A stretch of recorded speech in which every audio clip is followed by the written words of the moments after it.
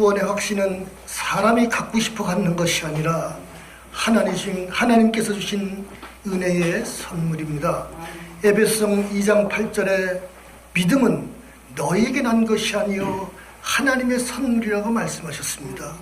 그러면 사람이 그 선물을 갖고 싶어 누구나 다 마음은 있지만은, 그러나 선물을 가지신 주인이 그 마음에 드는 자에게 줄 것이 아니겠습니까?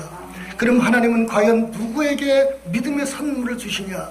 로마서 10장 10절에 기록된 말씀처럼 사람이 마음에 믿어 의에 이르고 입으로 신하여 구원에 이르는 은혜를 따르면 예수 그리스도를 구주로 믿는 믿음의 고백을 하는 자에게 하나님이 믿음의 구원의 선물을 주십니다. 할렐루야. 이 구원의 확신을 가져야 하나님 나라를 전파할 수 있는 은혜가 임하는 줄 믿으시길 바랍니다. 이 마태복음에 기록된 말씀처럼 소경을 인도하면 둘 다 구덩이에 빠지지만은 믿음의 구원의 확신을 갖고 사는 자라야 하나님 나라를 전파할 수 있는 은혜가 임하는 것입니다.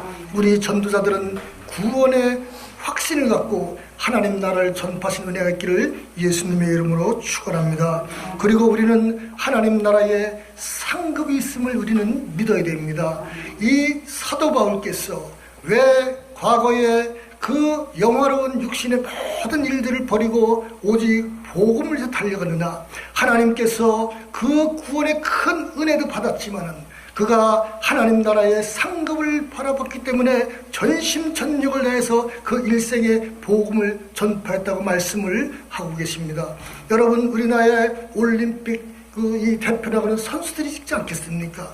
그 선수들에게 우리나라의 명예를 위해서 싸워서 이기고 금메달을 따오라 그래도 그 선수들에게도 그것도 합당하지만은, 그러나 그 명예 위에 평생을 그 돈과 명예가 보장되는 그 뒷받침이기 때문에 그들이 그 목숨을 다하는 그런 훈련도 마다하고 금메달을 따지 않겠습니까? 그런 것처럼 하나님께서는 우리의 상품을 잘 아시기 때문에 우리가 구원받은 은혜만 하더라도 하나님 나라 전파에 마땅하지만은, 그러나 하나님 나라에 이를 때에 하나님께서 우리의 행실을 통하여서 상과 벌을 예비하셨는데, 선한 행실은 오늘 사도 바울의 말씀처럼 하나님 나라에 이를 때에 의의 멸류관, 생명의 멸류관이 준비되었다는 것을 하나님 말씀하셔서 그 상급을 바라보기 때문에 우리가 더 전심전력하고 복음을 전파할 수가 있는 것입니다. 할렐루야.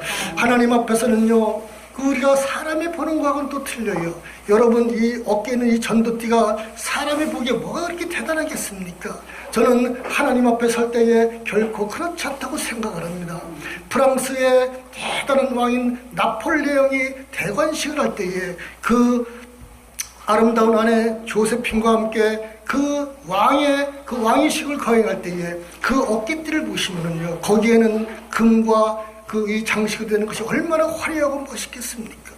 또 우리나라의 전두환 대통령도 그 대통령 취임식 할 때에 어깨 휘장에 거기에 그 금으로 단 배지들이 주렁주렁 달렸을 때에 그 화려함이라고 하는 그것이 이거하고 비교가 되지 않겠습니까?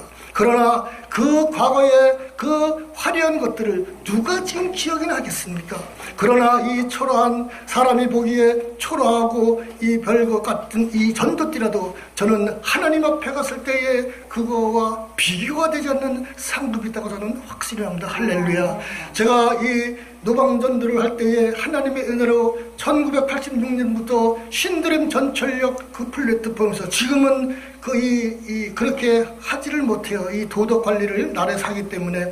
그러나 그때는 확성기만 들지 않고 육성을 하는 복음은 마음 놓고 복음을 해서 누가 제재를 하지 않았습니다.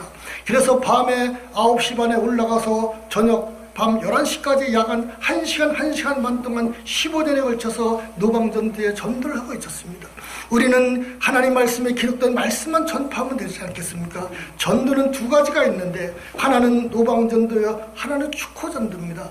축호전도는 가까운 사람한테 복음을 전하는데 거기에는 행실이 뒤따릅니다. 그래서 이 가까운 사람한테 복음을 전하려면요, 물질과 헌신을 들여서 착한 행실을 갖고 복음 전에 그 복음이 전파되지만은 노방전도는 자기의 행실에 관계가 없는 것은 지나가는 사람들이 나의 이 행실을 모르기 때문에 아무 상관이 없다는 것입니다. 그래서 이 신드롬 전철역의 플랫폼에 올라가서 이사야에 기록된 말씀처럼 또 고린도전서의 말씀처럼 하늘이여 들으라 땅이여 귀를 기울이라 소도 자기 주인을 알고 말도 자기의 후유를 알건만은 너희는 하나님 말씀을 버리는도다. 회개하라 하나님 나라 천국이 가까웠느니라. 보라 이제 때가 이르느니 하나님의 심판이 있으리라. 하나님의 심판을 아무도 피하지 못하리라. 그러나 죄에 돌이켜 회개하고 독생자 예수님을 믿는 자마다 하나님의 심판이 임하지 아니하시며 하나님이 값없이는 은혜의 영생을 얻으리라. 회개하라 독사의 자식들아 회개하라 하나님 나라 천국이 가까웠느니라. 이 말씀을 수없이 되풀이하면서 복음을 전했습니다. 이 복음 노방전대는요 열매가 보이지 않아요. 그러나 나는 가장 보람있는 일 한 가지는 하나님께서 원하시는 귀한 생명이 하나님 앞으로 가는 것이 제일 하나님께서 귀하게 보시지 않겠습니까? 1988년도 후반에 제가 이 신드림 전철역에서 서울역 가는 1호선 전철역 안에서 노방전들하고 그 전철 안에서 예수님도 전도하는데 어떤 할아버지 한 분이 나한테 와서 손을 잡고 우시더라고요. 눈물을 흘리시면서 내게 참 고맙다고 말씀을 하시더라고요. 그 잠깐 동안 스쳐가는 그 시간에 그분의 어떤 일상을 알 수는 없지만은 그러나 내 마음속에 인생을 많이 허비하는 시간이 많지 않으셨나 그런 느낌을 딱 받더라고요. 그래서 그 할아버지께서 내 손을 붙잡고 고맙다고 눈물을 흘리시고는 그 은혜가 저는 지금도 가장 보람있는 일이라고 생각해요. 그 할아버지께서 내가 전하는 복음의 말씀을 듣고 다시 힘을 얻어서 하나님 앞에 가서 예수 그리스도를 믿고 구주로 영접하고 하나님 나라 가는데 그 내가 전하는 복음의 말씀이 그분에게 임했다 그러면 저는 그 한 가지만이라도 하나님 앞에 사명을 다했지 않나 그런 생각이 들거든요. 너무너무 감사하더라고요. 또 하루는 이 영등포역 이 계단 밑에 노점상이 많은데 토요일날 오후에 비가 많이 쏟아게 내리는 그 시점에 비가 올려버리는데 먹구름이 끼고 비가 올려는 그러한 그 상황인데 어떤 노신사분이 그 비를 대비해서 큰 우산을 갖고 계시더라고요. 저는 몰랐어요. 그래서 그 우산 이 손잡이가 이렇게 들지 않습니까?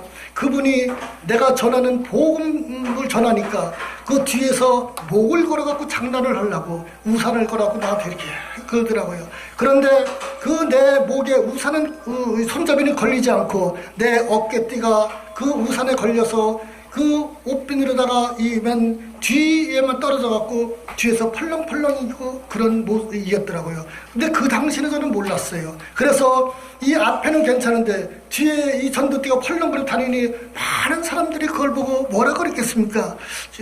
약간 이상한 사람이 생각됐을 거고 그런데 그것이 사람 앞에는 내가 부끄럽게 보일지 몰라도 저는 하나님 앞에서 내가 하는 행동이 전혀 부끄럽지가 않더라고요. 그것이 하나님의 주신 은혜요 하나님의 사랑이라고 저는 생각을 합니다. 그리고 이 영등포 사창까지 들어서 회개하고 주 예수를 믿으라 하나님 나라 천국이 가까웠느니라 이렇게 복음을 전할 때에 그분들이 어떤 분들은 도망을 하는 분들이 있고 어떤 청년은 나와서 칼을 들이대면서 이곳에서 나가라고 이렇게 할 때도 그것이 별로 그렇게 두렵지도 않고 겁나지도 않고 그렇더라고요. 그것도 하나님의 은혜인 줄 믿습니다. 할렐루야.